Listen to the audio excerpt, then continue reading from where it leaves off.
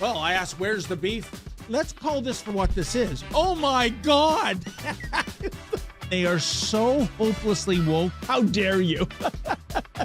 That is the intellectual capital of the left today. Give me a break. You are now watching the Daily Roundup. Oh, hi, everybody, and welcome to the Rebel News Daily Roundup, wherein we talk about the news of the day, completely unscripted. It's normally hosted by our friend David Menzies, who's out of the studio today on very special assignment. I'm Sheila Gunn-Reid, and my co-host joining me today is my friend and colleague, Tamara Ugolini. Tamara, how's it going? Hey, Sheila, pretty good, thanks. How are you over on the west side? Oh, it's rainy. If it's not fires, it's floods. It's fine. It's good. I guess you need the rains to offset the fires. Yeah, I guess. We have a nice warm day here in southeastern Ontario, so we have a new air conditioner in the house, so that is just raring to go, which is nice. Oh, we don't need air conditioners here. No. We need extra heaters. No, you don't. No.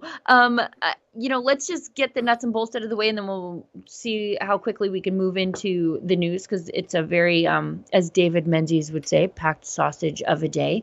And I want to see how quickly we can get through these things, because with David Menzies, we get to about 30 to 45% of the things on the list that we need to talk about. And I'm curious to see if Tamara and I can race through these things while still doing a good job of doing the news. So I'll explain to everybody what we're doing, and then we'll just cut to the chase. So as I said, this is the Rebel News Daily Roundup, wherein we talk about the news of the day unscripted. We are currently streaming on Rumble, Odyssey, YouTube, and Getter. But if you are watching us on YouTube, might I suggest you migrate over to one of the less censorious platforms, like our friends over at Rumble or on Odyssey, because they don't really care what you think about things. They don't care about your politics, and I don't care about theirs, and that's how it should be. And the beauty of those two platforms is not only do they not care about your politics, they don't discriminate you based on your politics, and they've allowed us to monetize our content over there, unlike YouTube. So if you want to leave us a paid chat, on Rumble, it's called a Rumble Rant. On Odyssey, it's called a Hyper Chat. And that's your way of having your say. It helps us democratize the show, and it helps us keep the lights on. So Tamara or myself will do our best to address your paid chats towards the end of the show, unless we get a bunch, and then we'll sort of address them halfway through. And so with that, I'm going to turn it over to Tamara. What are we talking about first? Well, and I think that, sorry, we forgot to mention that we're also streaming on Twitter, which seems to be the free speech platform of our time. So you can also join us over there. If you don't have Twitter, I highly recommend it, because it is quite literally the free speech platform. We're not seeing the censorship and the shadow banning that was so prevalent throughout 2020 and 2021. So it's really a great source for news. It just in general, I often source that before I go anywhere else. Yeah, it's fun. It's Twitter of 2014 again, which was like the funnest, bestest Twitter. And we're sort of back there, and I'm glad I missed it. I forgot how much fun it was.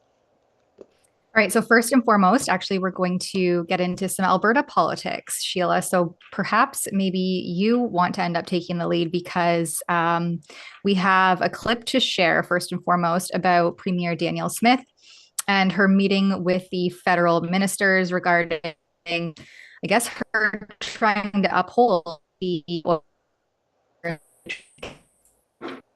So I don't know which one of us. That quick clip that we have of her. I don't know which one of us is whose Skype connection is breaking up. I think it's Tamara's this time. But yeah, this is my Premier Danielle Smith reiterating. Oh, no. It's you reiterating what she said when she won the election just a few short weeks ago, that she was committed to fighting with the feds on the issue of natural resources. So let's go to my Premier Danielle Smith while Tamara gets her internet connection sorted out. I'll tell you what's different this time. I mean, in the past, whether it was with Pierre Trudeau or any of a successive number of federal politicians, the fight was always how much additional wealth can be extracted from Alberta to benefit Ottawa. That was always what the fight was before.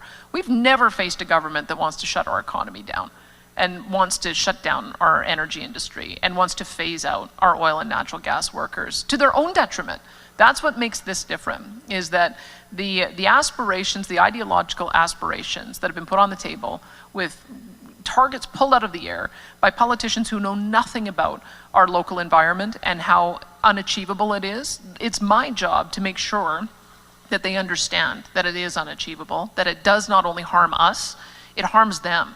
As I mentioned to the Prime Minister when I spoke with him, I said, when we do well, we actually generate a heck of a lot of federal revenue in corporate income taxes and personal income taxes. The federal government has its own issues in trying to get to a balanced budget. There is no margin for them in shutting down our economy or shutting down our industry or chasing away investment. And so I'm pretty direct and clear on that. I've had that direct conversation with the Prime Minister several times. I'm going to have that direct conversation with Ministers LeBlanc and Wilkinson today. And I'm hopeful that we'll be able to find the areas that we can work together, because there's such an appetite on the part of our industry to be investing in the kind of technologies that they want to see that will reduce emissions. There should be the ability to have a kumbaya moment. I think that was just your term. But the fact of the matter is, there's a hard line. We're just not shutting down our oil and natural gas industry. We're not phasing out our oil and natural gas workers. So, I've drawn the line in the sand. I put forward our emissions reduction and energy development plan for a reason, because I'm sending the message to Ottawa that we are going to chart our own pathway to meet our national commitment of being carbon neutral by 2050, and they've got to come into alignment with us. And I think the fact that Minister Wilkinson and Minister LeBlanc are flying out today to meet me is a good sign. I think that they're taking it seriously. And we'll see if we can come up with a working group about how we're going to achieve that. I'm very cautious, though, too, because I remember, along with everybody else, when the tinkling of the champagne glasses, thinking that when Peter Lougheed thought he'd had a deal with Pierre Trudeau, and it turned out to be something very, very different than he thought he was agreeing to, and then he spent the rest of his time fighting to make sure that we got our resources back. So I'm not going to be naive about it either. We're going to be industry-led on this. We're going to make sure that we're always in alignment with what industry says is achievable, what industry is investing in, and it is our job to be an advocate for ourselves and industry about how we're going to reach that target in a way that draws investment in rather than pushes it away. I love her for that. I really do, because she did it in the nicest possible way, saying, yeah, no, we're not going to do that. We're just not. And this comes on the heels of Justin Trudeau's announcement of his just transition plan to just transition Albertans into unemployment and obscurity, and transition the rest of the country into extreme debt and economic carnage, because that's what happens to the rest of the country if Alberta doesn't do well. But Danielle Smith basically said, look, we're not doing what you want us to do, and that's the end of it. We're going to do what we do. We're going to give you ideas. If you don't want them, that's great, but we're going to do our own thing. And that makes me very, very happy. Makes me kind of sad for the separatist movement, because I think what she's doing is cannibalizing it and making them sort of irrelevant, because she's doing all the things that the separatist sentiment and the separatist movement here in Alberta wanted to address. Like, who's going to fight with the feds on issues of our economy and provincial jurisdiction? Well, it sounds like Danielle Smith is. So I can't wait to see what she does next. Same. And I wonder too if Saskatchewan Premier Scott Moe will kind of join forces with her, and maybe they have like a sort of an unofficial coalition where they will push back on some of these radically progressive policies that, as you mentioned, will cannibalize our economy and continue to do so. It's actually kind of hard to remember what it was like in the pre-Trudeau times prior to 8 years ago, when our economy was doing well. We had strong oil and gas sectors, and just the complete decimation of that industry ever since he took reign, that is just proliferating now that he, I guess, is in a way sitting on his high horse now with 8 years under his belt, thinking, I'm untouchable and I can continue to do whatever it is that is on my agenda, and do so unabated, because we've seen premiers, and namely here in Ontario, Premier Doug Ford just pats him on the back and follows the status quo without ever raising any sort of contrarian viewpoint or trying to push back. So it's really refreshing to see a premier doing that, and especially coming from an empowered woman. I really love to see that. Yeah, me too. You know, you think the left would, but but they sure hate her. And you know, getting back to your point about Scott Moe, I got to give Saskatchewan credit. They actually have been leading the way on this issue, and Alberta is kind of catching up. They had their version of the Sovereignty Act before we did. They have an associate minister. What I could sort of call him the associate minister of fighting with Ottawa, but it's the associate minister of, I forget what it's called, like provincial jurisdiction or provincial autonomy. They have an associate minister committed to doing that. And I think for about the last 2 years. So we're catching up as Albertans were a little bit louder and a little bit more rednecky about it. While Saskatchewan is sort of the quiet sort of doers on this issue. So there is, of course, a strong coalition between Premier Smith and Scott Moe in Saskatchewan. But, you know, moreover to Danielle Smith saying, we're going to lead the way on the technology here. What she's trying to do is prevent that intellectual and technological flight that we saw in Alberta in the dark times of Pierre Elliott Trudeau and the National Energy Program. What we saw was some of our best and brightest oil companies, engineers, smart people, just pack up shop and leave. These things that should have been born in Alberta, these technological advances, they fled to jurisdictions that weren't attacking them and weren't bleeding them dry.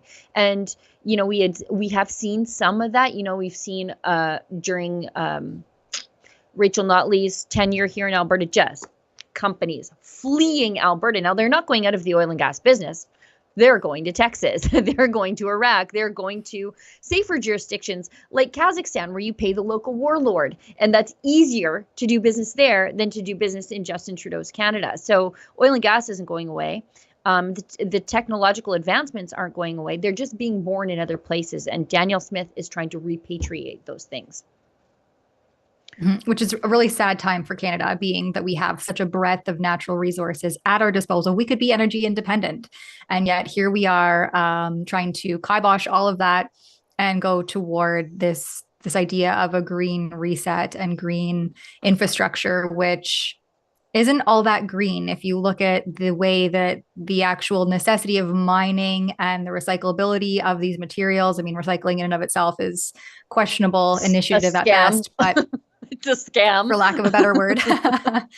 But these batteries, you know, in 20, 25 years, if they don't explode before that time, they're null and void. They're going to be sitting in a landfill, leaching lithium back into the environment. So I don't know how that is seen as being sustainable. Yeah. Let's move ahead. Still on the Alberta front, maybe. Let's talk about the Calgary terrorism suspect allegedly posted TikTok video supporting ISIS. Now, I think that's burying the lead a little bit because, yes, of course, he did post a TikTok video supporting ISIS. But when we dig down on what he's actually accused of, it is pretty frightening. And, you know, we were talking in our pre-meeting before we went on air.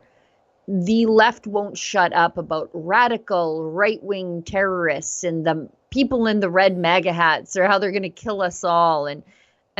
But we still have this very real problem of radical Islam kicking around, left-wing Antifa maniacs attacking parents in the street for simply objecting to gender ideology or really anything that the left objects to. And this it should be huge news. This is big. Oh, and also the terrorism of burning down churches. That seems to be a left-wing problem. But this should be really huge news. I don't think very many people know about this. So the man in question, Calgary terrorism suspect Zachariah Rida Hussein, allegedly posted a TikTok video that either knowingly facilitated a terrorist activity or participated in or contributed to the activity of ISIS or Al-Qaeda, court records show. Now, let's dig down to what he actually did. Hussein, 20, faces 4 terrorism-related charges in connection with a May 14th TikTok video and the possession or preparation of explosive making instructions. So IED stuff, which is pretty scary. But the left isn't talking about this at all. They don't want to talk about this. They want to talk about how parents are terrorists for showing up at the school board meetings.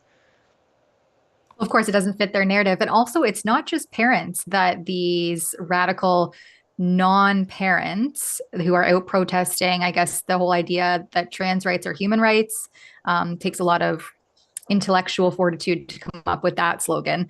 But they're also attacking children. So we've seen in recently these school protests where the children are walking out of school. These adults are slinging slurs at, harassing minors for simply holding a contrarian viewpoint. And so that to me speaks volumes as well to the I guess, intellectual capacity of the left and where their values truly are. If you can attack and harass a minor, well, then what kind of stand-up member of society really are you? Well, and getting back to the terrorism I think I'm having issue, technological issues again. That's okay. The HQ is on. The HQ is on it. But getting back to the terrorism issue, when they won't shut up about how parents are terrorists, we have real terrorists in Alberta, of all places. And it's a real concern. How quickly we've forgotten about the 2017 ISIS-affiliated attack at the football game, where a police officer was rammed and thrown through the air. And there was an ISIS flag found at the scene. And then dial back 2 more years, we've got Al-Shabaab, which is like the North African version of ISIS. They issued a terrorism threat against West Edmonton Mall, and it was a high-risk terrorism threat against West Edmonton Mall. That's a major tourist attraction. But again, like, the left wants us to believe that these things are not real problems and Christian parents are really the bad guys. Yeah, and what's the name of that terrorist that Trudeau paid out millions of dollars? Omar Khadr. His name is eluding. Omar Khadr. Omar Khadr. I found his scummy strip mall that he bought with the money that should have gone to the victims of his attacks. So Christopher Spear and the second, the blinded Green Beret, his name escapes me, and I'm very sorry about that. I should not remember the name of Omar Khadr and not his victim.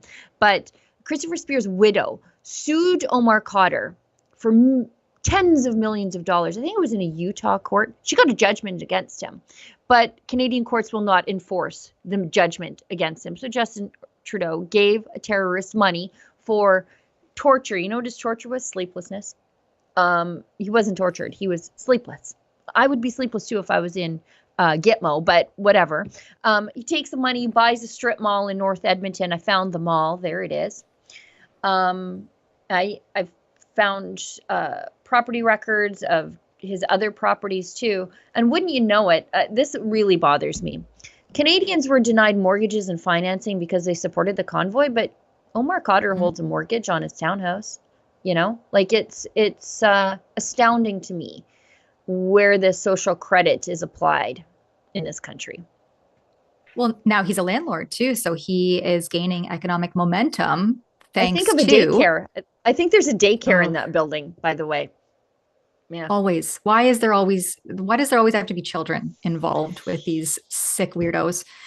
But yes, as our prime minister a few years later paints freedom-oriented, loving Canadians who took to the nation's capital to express their grievances with really harsh, tyrannical COVID restrictions that were going unabated, right? It wasn't like these were temporary restrictions. We were going on 2 years of having draconian measures implemented on the general population as a whole, no sort of targeted approach.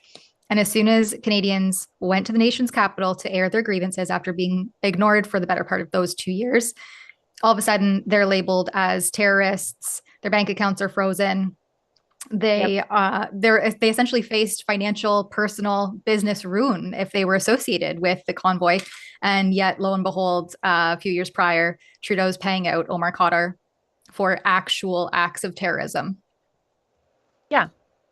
It's just, I think it's the state of this country under the Liberals. That's what it is. It's, they have nothing but sympathy for the devil, and good people who just want to live free those are the bad guys. And we see it over and over. And it's replicated from the lowest levels of government, school boards, all the way up to the highest levels. This is what happens when you get progressives in power. They want ideological conformity, and they just won't leave you alone. And I think that's where politics are breaking down these days. You have a whole bunch of people who want to be left alone and a whole bunch of people who won't leave you alone. And that's why you see these protests at the school board meetings that completely transcend politics and ideology and religion.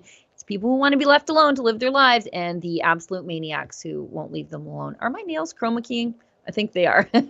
Anyway, let's hit an ad break, and then we'll move into a couple of stories out of Manitoba, including some election results from last night.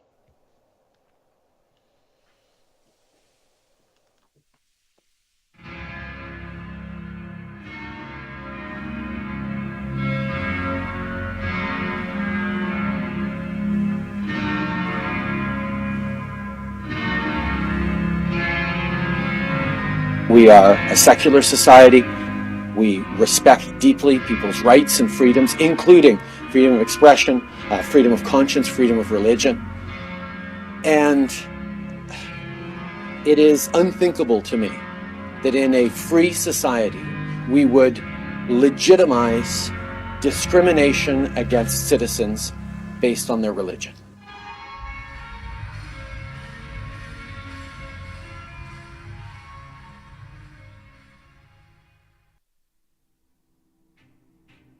My name is Sheila Gunn-Reid.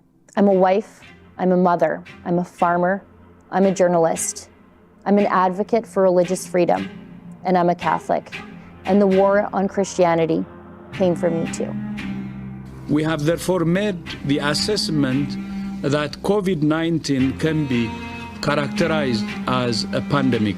So here's the situation. More and more Canadians are getting vaccinated.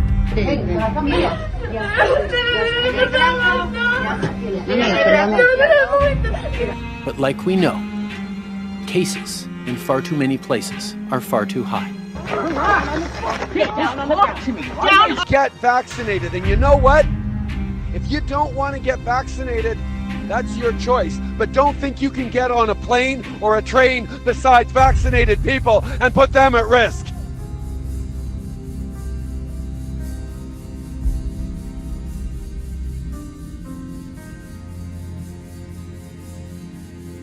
The police came straight to me and he targeted me, and he took his gun of tear gas and he actually shot me directly in my legs. These measures include operating at 50% capacity, the continuous use of masks, maintaining 2 meters of physical distance between attendees from different households, no congregational singing.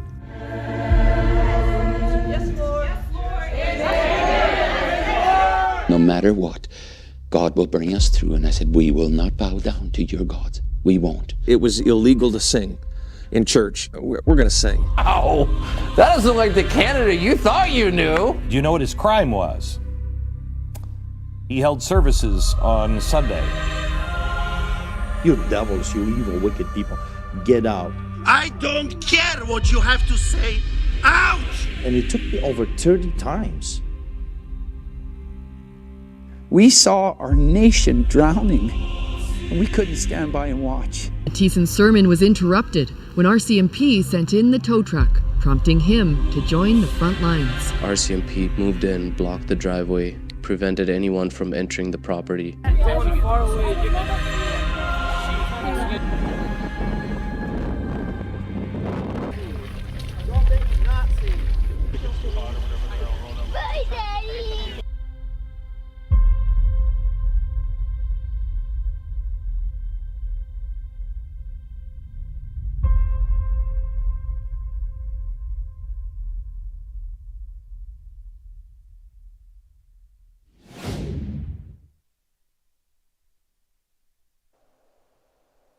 Kudos to you and Key and Simone on the trailer that just gives me chills each time I watch it. It's such a great trailer. I think it's Kian's greatest work yet, and I'm not just saying that because I'm in it, but I really think that he is making sure that there's an historical record of what the other side of this wants amnesty from. They want us to forgive. Fine, I might eventually exercise my Christian or ideals of forgiveness, but I'm not real good at forgetting. And I don't think anybody should forget, because we want to make sure this never happens again. And we're taking that documentary on a very special tour of the country, something we've never done before, but we want to bring the documentary to the pastors and congregations who stood up. And so if you'd like details, please go to savethechristians.com and see if there's a showing near you. Now, if you're hemming and hawing about whether or not you should buy a ticket, do it right now, because our shows always sell out. And then in the week prior, I get nothing but emails from people saying, Sheila, can you help me get tickets? I can't change the fire code. So if you want tickets, please book them right away, because some of these venues have pretty limited seating capacity. But it's important because we wanted to make it sort of a very intimate and in-person event in a lot of venues. And so, like I said, if you want tickets, please pick one that's close to you, book a showing. I'll see you there. And likewise, I'll probably see you at least a few of the Ontario events. Yeah, really excited. Yeah, I hope so. It's always a good time. Well, let's talk about Bernier. I'll let you take the lead here. Okay, so for anyone who hasn't heard, well, I guess let's source this Toronto Star article that we have. Well, the headline says it all. PPC's Maxime Bernier fails in quest to win by-election seat in Manitoba. So we can just scroll here. The People's Party of Canada leader Maxime Bernier failed in his latest quest to win a seat in the House of Commons Monday in one of 4 by-elections seen as a temperature check on the state of federal politics. And I think this is a good reflection of the fact that there appears to be actual opposition leading in the House of Commons now. So the PPC really gained traction throughout the COVID hysteria, when there's lockdowns and indiscriminate mandates. And we kind of touched on a little bit of that already. And so did that trailer for Church Under Fire. But the PPC was really needed during that time as the purveyors of formal opposition. And so when disgraced Conservative leader Aaron O'Toole left the party because he was not providing any sort of formal opposition, he was just really cloaked in liberal light. Mm-hmm.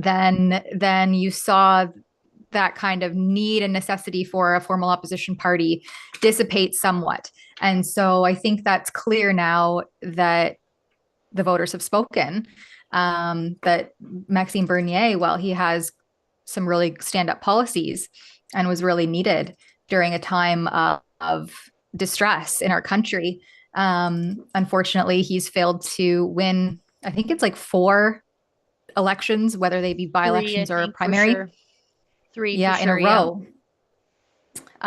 So the 4 different storylines highlighted in this article highlighted the challenges, facing Pierre Poilievre as he seeks to guide his Conservative Party to government, and as Justin Trudeau seeks to keep his Liberal Party in power. And I think that grip on Parliament is seeing its dying days for the Justin Trudeau Liberals, who are just clad in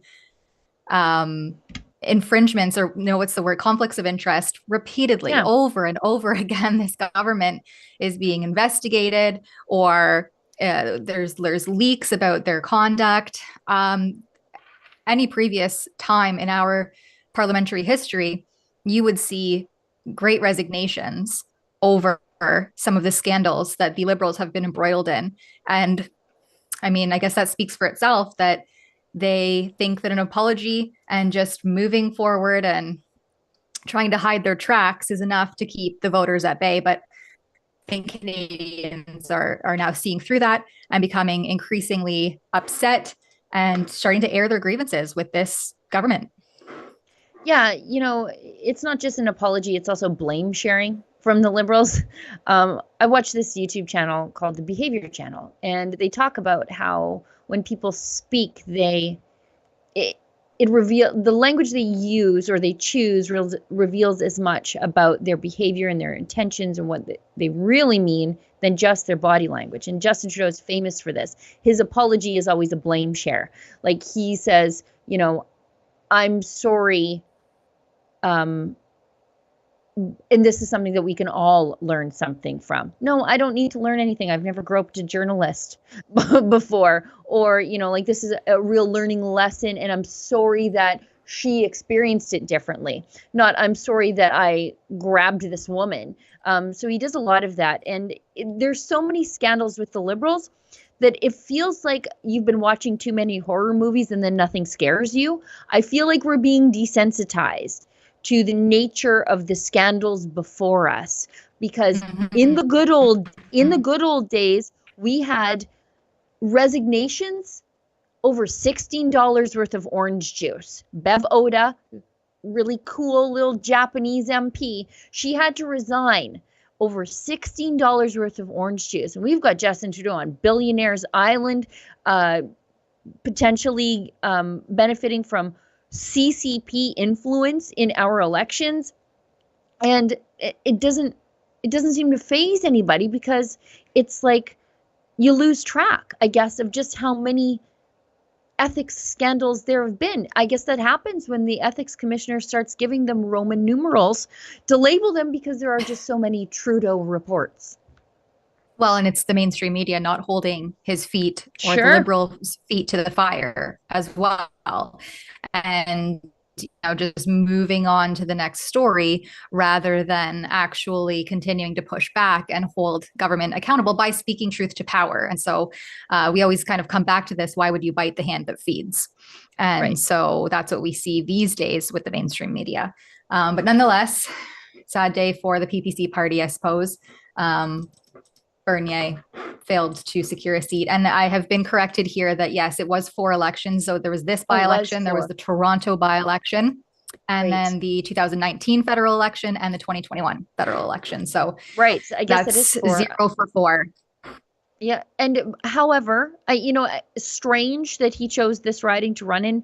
I think maybe, I don't know what the internal polling said, that maybe this was the most winnable PPC for the PPC. I'm not sure, but this is such a conservative stronghold. I mean, this is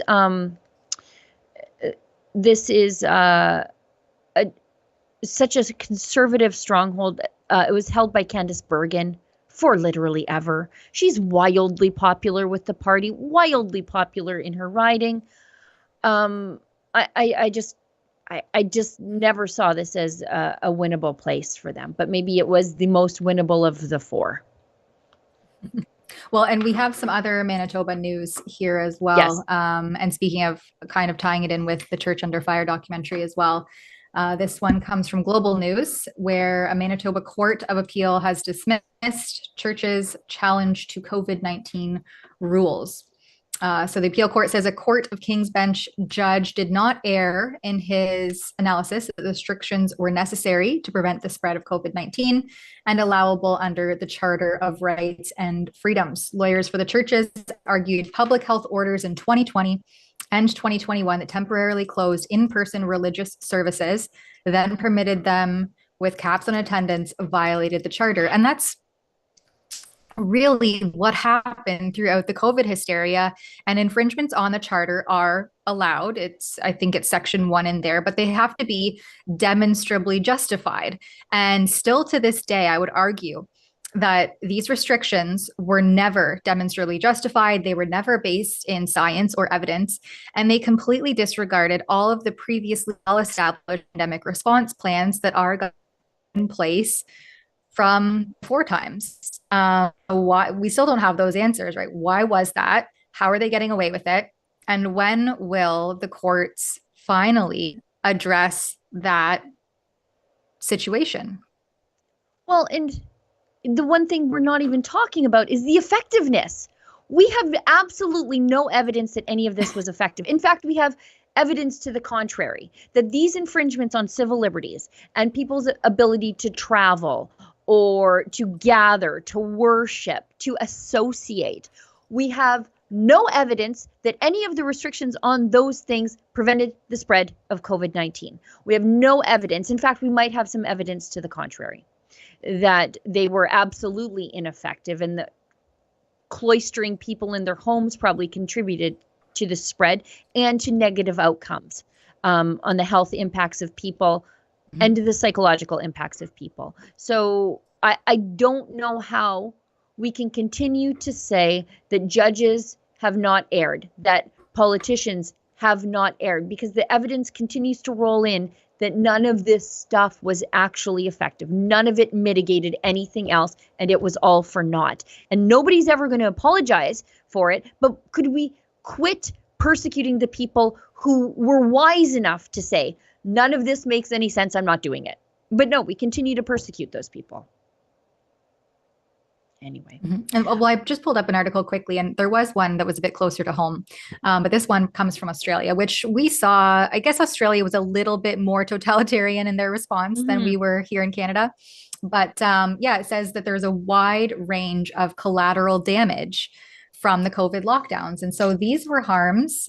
Lockdowns likely caused more harm than benefit, it says, with wide-ranging damage that will be felt for years to come, a grim new study has found. And that's interesting because the studies are just starting to roll out. We had no idea, because this wasn't based in science or evidence, what these restrictions, what the fallout of these restrictions would be. And so now we can finally start to study it and see, especially on children, the social isolation and the masking, the inability to see faces, to recognize emotions, to learn oral development, that I think will have a ricochet effect for potentially generations to come. And so now we can finally start to track and trace that, because we have no data to go on prior to 2020, because like I mentioned, all of those previously well-established pandemic response plans were completely disavowed for knee-jerk hysterical reactions. I think there's also some sinister reasons for why they were so coercive with the vaccine mandates. And it's not because they truly believed in the effectiveness of the vaccines, because evidence is rolling out, like redacted documents are starting to roll out, that as early as 2021, they knew that the vaccine effectiveness was not all that they were telling us it was. In fact, if I recall correctly, I had documents from the Canadian government that says they tested for safety, but not necessarily effectiveness. They were taking the manufacturer's word on the effectiveness, and Health Canada really didn't care all that much. They just wanted to make sure that they didn't kill you if they stuck this thing in your arm. And I guess that remains to be seen for some people. But I think that's why they wanted to eliminate those control groups. Places like Lacrete, Alberta, that's way at the top of the province. It's at the end of the highway and very far from Edmonton and difficult to get to. You know, it's easier to fly into Lacrete than it is to drive. That town never closed. Never closed. They never forced anybody to adopt a vaccine if they wanted to. They refused to impose a vaccine mandate on their municipal facilities. Churches never limited restrictions. The restaurants never closed. If you wanted to close, fine. They weren't going to make you stay open. But they said, all of this stuff is optional. And you know what? You want us to do it, come and get us and make us. In fact, the municipal government stopped oil and gas companies from operating within the Mackenzie County jurisdiction if they had a vaccine mandate. And Mackenzie County is like the size of Belgium and a couple of other countries. Like, it's huge and it's oil and gas rich. And they said, forget it. You're not coming. We must, the moral of the story here is we must protect little places like Lacrete, because they were proof positive that everybody else got it wrong and they got it right. They reached herd immunity way faster. They didn't have a mass casualty event. And they protected civil liberties. People could deal with COVID however they wanted without the coercion of the state, because there was no state coercion. And because of that, we can see who actually wanted a vaccine versus who took one as an inoculation against travel restrictions, self-isolation, and unemployment. And their vaccine uptake was in and around 30%. So if you didn't coerce people, that's the true number of people who actually wanted them. So I think that's why the travel restrictions and the vaccine mandates were so harsh, is because the powers that be, I really believe, wanted to eliminate the control groups so that there was nothing to prove how wrong they were against. There's no measure if you get rid of the control group. So anyways, thanks to Little Lacrete. You're the control group. That sounds amazing. Maybe I need to look into relocation there. We had a small business actually here, and everyone was labeled as a super spreader if they didn't uphold the COVID hysteria and the diktats from the COVID regime. And there was one garden center locally in Cobourg that had nothing. They didn't do the signage. They didn't do the plexiglass shields, that ended up finding that they hindered the airflow instead of prevented any sort of spread or viral transfer through the droplets. And it was really, truly like stepping back into time. And so I frequented that garden center and still will prioritize business to them over anywhere else, simply because they were just said, hard line in the sand. Nope, we're not doing it. And there was never any excess deaths tied to them. They were never targeted by public health. They just silently continued on as they were always, and they're fine. They didn't do anything. And so it's interesting to see that, there was never a breakout or a super spreader event tied back to this garden center because they didn't have stop COVID-19 signs on their doors. They didn't make you walk that one direction on the floor because COVID only goes, I guess, counterclockwise.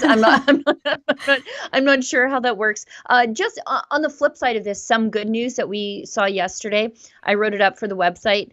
It's a TDF victory that maybe some courts might be moving in the direction of allowing people to argue that, hey, actually, this wasn't all that effective. So we've got an Ontario doctor who was suspended because he didn't comply with the 2021 vaccine mandate. He had his hospital privileges suspended by the Chatham-Kent Health Alliance. And so he's won the right to appeal. He's a surgical assistant, so I guess that makes him more dangerous, I guess, because he could be breathing into the wound, apparently, according to these people. But right now, he's allowed to argue about the efficacy of vaccines in preventing the transmission of COVID-19. So I guess this is the actually, I told you so, and I was right argument that the judge is now allowing him to make before the appeals board of his, wherein he's appealing the suspension. So he's going to be able to argue about the efficacy of vaccines as to whether or not the vaccine policy was reasonable at the time that they suspended his privileges. So this is good news. I think this is the first time I've actually ever seen somebody now being allowed to say, actually, you guys were wrong. Hindsight is proving me right, and you don't get to continue to punish me because I saw something you didn't see, which now everybody else might see. It's just so unfortunate that the wheels of justice are so slow turning, right? This is 2 years and he's just going to the Court of Appeal, and it'll be, I don't know, I imagine at least 6 months before it's heard and then a decision is rendered. And in order to get precedents, it just takes so long. And that's the really unfortunate unfolding of all of this, is that we can institute these knee-jerk reactions on a whim without any evidence and just implement them full speed ahead at the snap of a finger, but then to try to fight back and oppose it and say it was unconstitutional or it was unwarranted or unjustified, well, sorry, it's going to take you at least 3 years to do that. Yeah. So that's really where a lot of the injustice is. And the, what do they say? The crime is in the sentence, or what's that saying there? I have it wrong. The process is the punishment. The process is the punishment. You get put through the ringer for 2 years just to prove that you actually did nothing wrong. And before we move on, because we need to do an ad break, and then we're not even going to get close to touching on all these topics. But I just want to give a shout out to the Democracy Fund, the hardworking lawyers at the Democracy Fund, because I think this victory would not be possible without them taking on this case at no cost to this doctor, because the Democracy Fund is, I think at this point, Canada's largest civil liberties charity. And they work on civil liberties litigation, but also education. But shout out to all the people who continue to donate to the Democracy Fund, because without you and your tax-deductible donations to the Democracy Fund, these small victories are not possible. And, you know, it might seem like a small victory, But this changes the entire world for this doctor who just wants to go to work and make people healthy. And it has a knock-on effect on other cases. So you got to win the small ones to change the entire system. And that's what our friends at the Democracy Fund are doing. So kudos to the Democracy Fund and kudos to the donors to the Democracy Fund. This one's on you. All right, well, let's start to a quick ad break and we'll come back to discuss some digital ID nonsense. Great.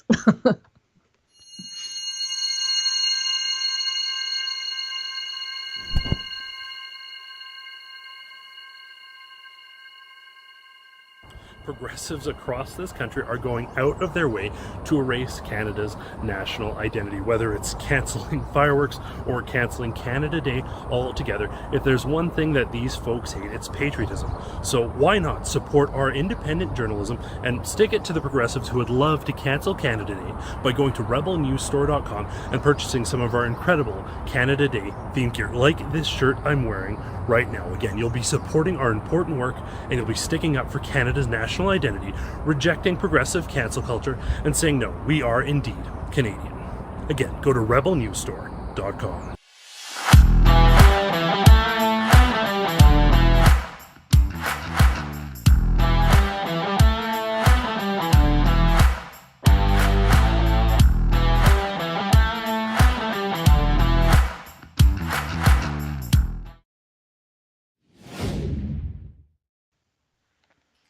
Yeah, you definitely want to head over to Rebel News Store and check out some of our latest designs. We have a lot of new Canada Day designs in there. And right now, actually starting 2 days ago from July 18th to July 29th, you can get 20% off of our Canada Day gear specifically. So if you just go to that top bar there and you click Canada Day, that's all of the Canada Day specific swag.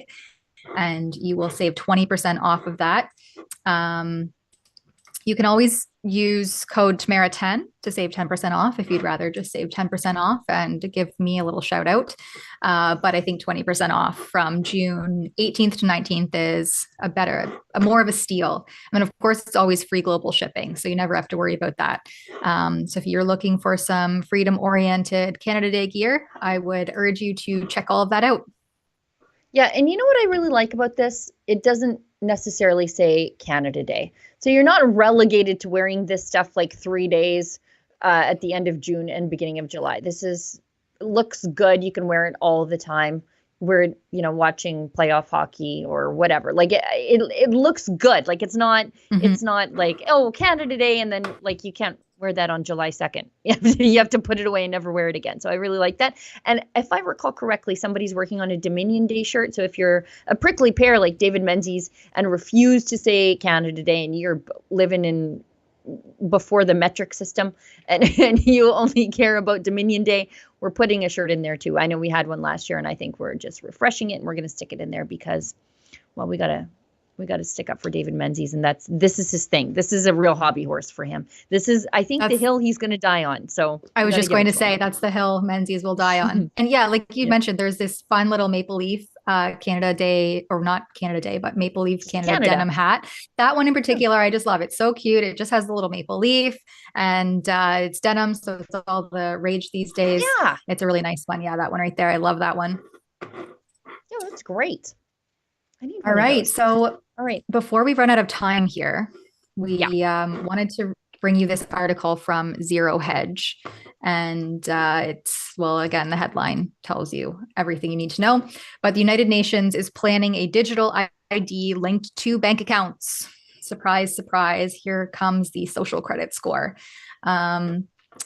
The UN is planning to introduce a global digital ID system that is linked to individuals' bank accounts. The plan, which is similar to the system developed by the World Economic Forum, I mean, there you are, the globalists collaborate, is outlined in 3 new policy briefs from the UN, and they're titled A Global Digital Compact, Reforms to the International Financial Architecture, and the Future of Outer Space Governance. I wonder if Elon Musk will come into play on that one. But even the if goal I of the escape briefs is the to planet. advance UN Secretary. I'm just thinking, like, even UN if I escape Secretary the planet, General, they'll get me. Go ahead. You're not even safe on Mars, Sheila. I know. Anymore. Yeah, if my friends, from the if my report, it friends says the digital eerily- IDs linked with bank. Go ahead. Sorry, I think that my internet is freezing once again. Oh, this rural connection. Maybe I need Elon Musk. No, well, yeah, I was just gonna say, even if the aliens come and rescue me from all of this, that there's no safe space from the United Nations. They are even trying to get us off planet. What they call it is quite frightening. Officially titled Our Common Agenda. They're not even trying to hide this stuff. Gutierrez's vision should be given the green light in September 2024 during an event dubbed the Summit for the Future. When do we get a say in all of this? Like when do we get? I don't recall voting for the UN Secretary General's common agenda. When do I get a say in being forced to adopt a social credit system? And if you think for a second the Canadian banks are going to push back on this, you've got another thing coming. Have you looked at your bank lately? It looks like a pride parade barfed on it. These are the people who didn't push back whatsoever when Justin Trudeau and Chrystia Freeland were like, you know what? We need to freeze these bank accounts. And they're like, okay, boss, no problem. So if you think that you're going to have some sort of protection or buffer by your Canadian financial institution against being involved in some social credit scheme, I think you are sadly mistaken. Yeah, we have the full agenda there. You can the links are great. This whole article hyperlinks directly to everything that they source so that you can dig a little bit deeper if you so please. But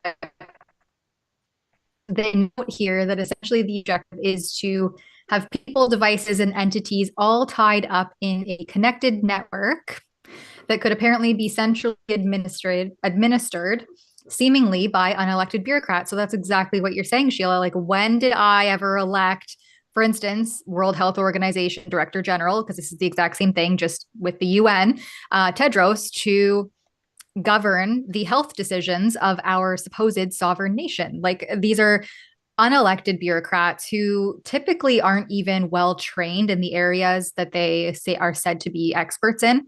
And we're supposed to be a democracy through checks and balances and voting and elected officials. But more and more, we're seeing that these bureaucrats are being appointed and sent on their way to represent the countries that they work for, all while the actual citizens are being suppressed, really, by these oligarchs, globalist oligarchs. Yeah, and there's no escape once they start tying it to biometrics. You can't escape from any of this. And this is the United Nations. They openly muse about carbon budgets. So what's my carbon budget? I live out here in the middle of nowhere with a large vehicle so I can get back and forth to town on treacherous roads, and I'm driving kids all over the place sometimes. I will go over my carbon budget by Sunday afternoon if the clock resets a Sunday at 12 a.m. So, these are the people who also say they already impose this stuff, or they're trying to impose this. Mark Carney, the former governor of the Bank of Canada and Britain as well, he's sort of in charge of their large finance social credit. So part of his scheme as the climate financial czar at the United Nations is to say, okay, how do we force SGD, those social governance goals, onto large corporations?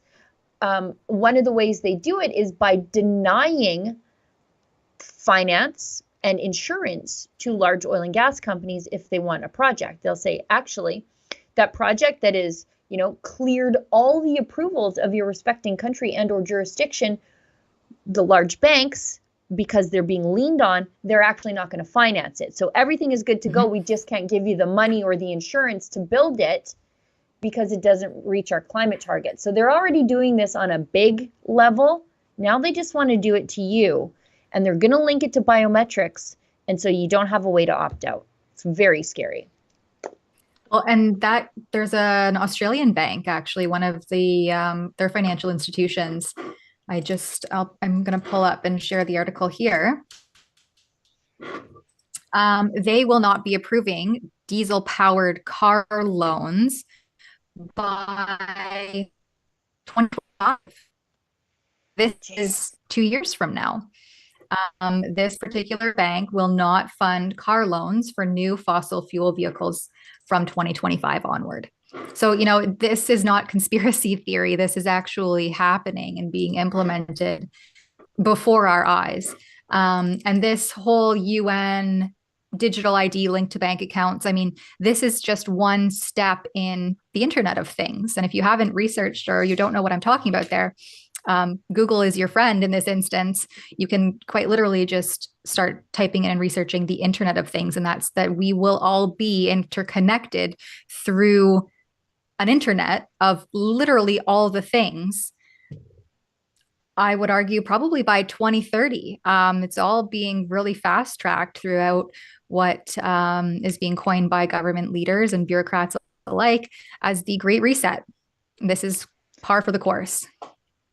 I don't want to sound like a conspiracy theorist, but I definitely am stepping in that direction more and more all the time. Although I'm a conspiracy oracle sometimes when it comes to this stuff.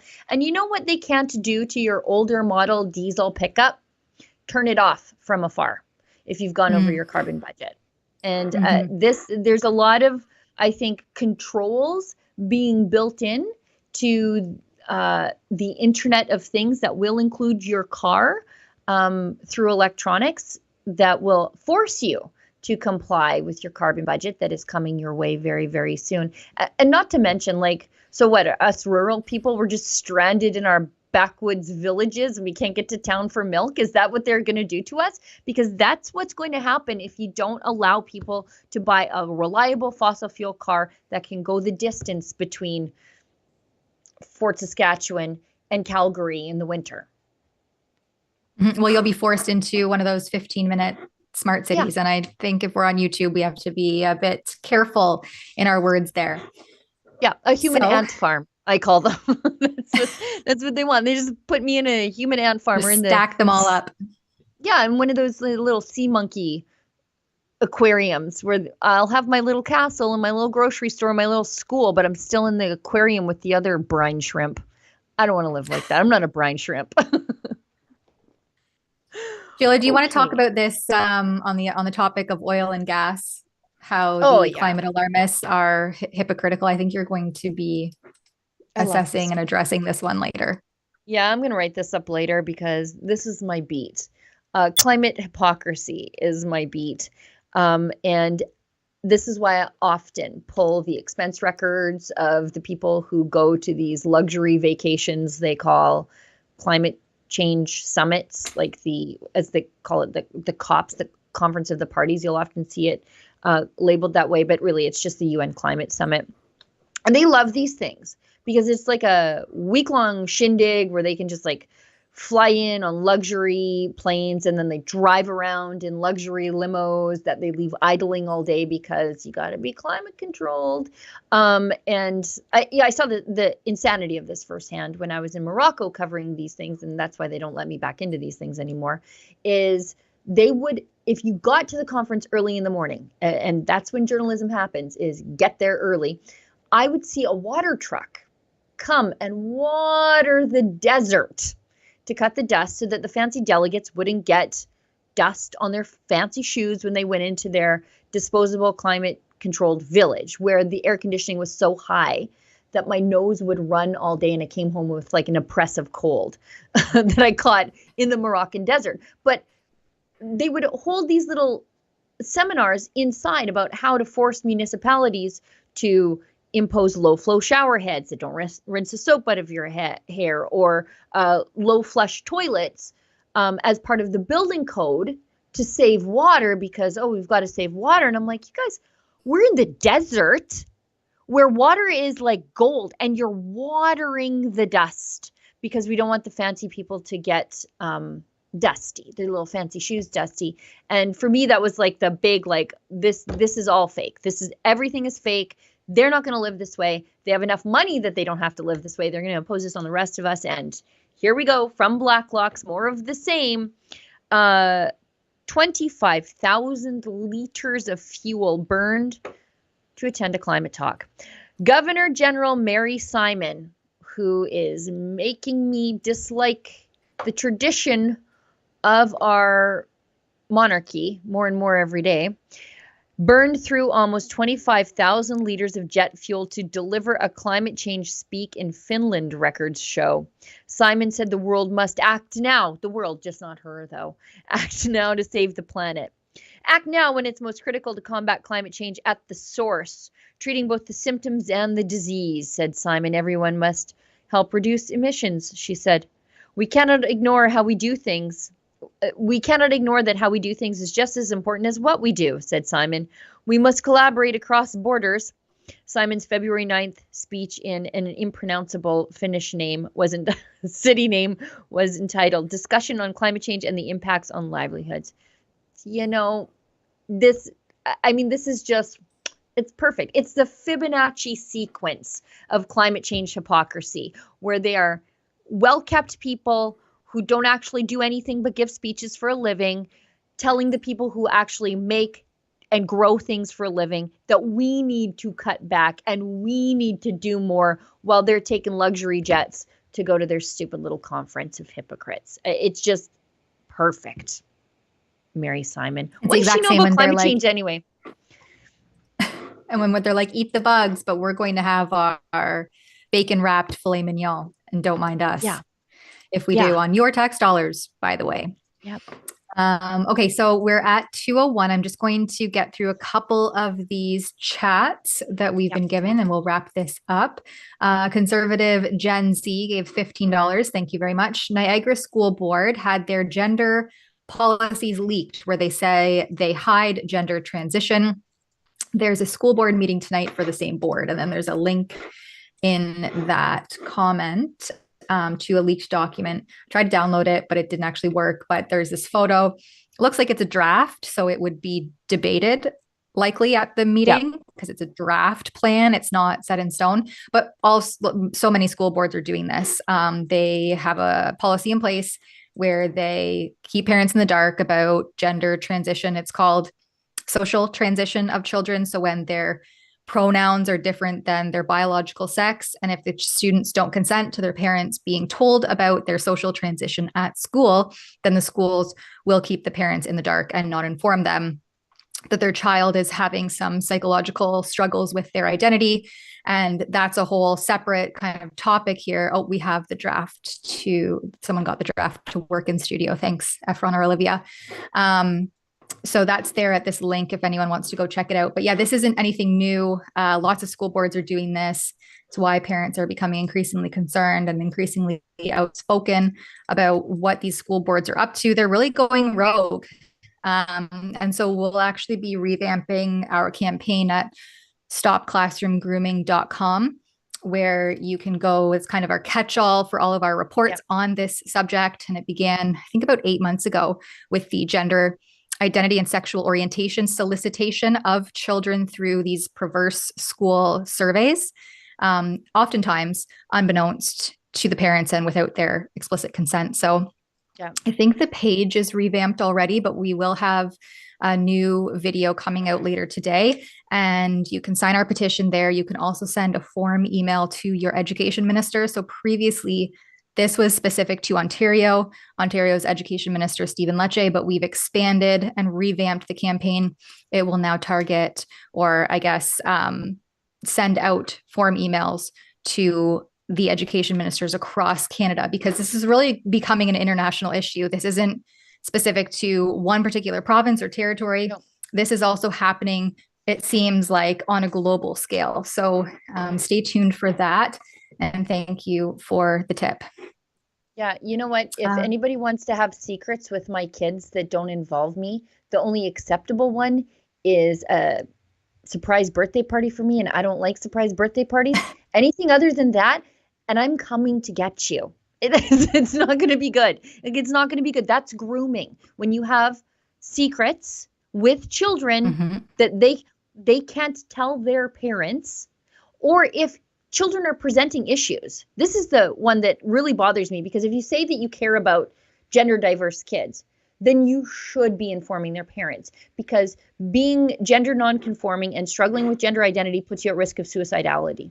So if you are concerned that these kids are in danger of harming themselves, wouldn't you want the eyeballs at home on them? Wouldn't you?